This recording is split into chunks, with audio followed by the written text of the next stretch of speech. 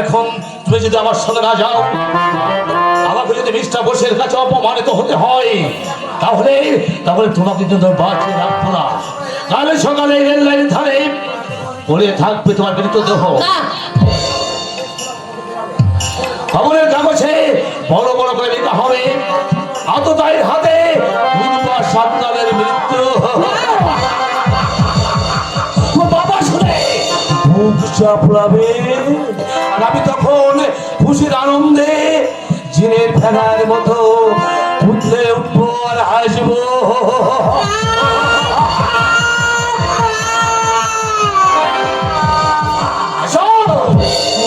এসো আমার সঙ্গে।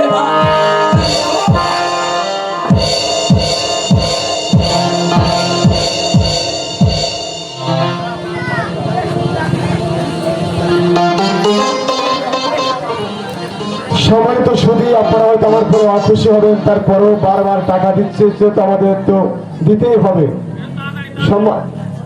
আমাদের ভিলেন চরিত্রে উজ্জ্বল বাবুর সন্তুষ্ট হয়ে আমাদের গোবিন্দ সেনা 100 টাকা, নায়িকার চরিত্রে আমাদের গোবিন্দ সেনা শ্রদ্ধাভাজন দাদা 100 টাকা, আমাদের অলোক দাদার চরিত্রে সন্তুষ্ট প্রণীতা মাগুরখালী 100 টাকা, আমাদের শঙ্কর দাদা 100 টাকা কাঠারিয়া।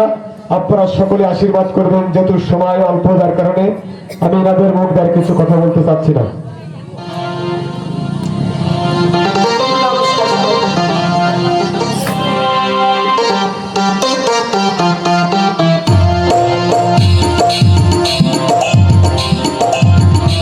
বাবারা, মায়েরা, আজ অসহায় স্বামী স্ত্রী পথে বেরিয়েছি। আমি সন্তানকে মানুষ করেছিলাম পথে বেরোবার জন্য, উচ্চ শিক্ষায় শিক্ষিত করেছিলাম সন্তানকে। আজ পথে বেরিয়েছি, দয়া করে দাদারা, মায়েরা, দিন আমাকে কিছু দিন। একটি পয়সা দাও গো বাবু,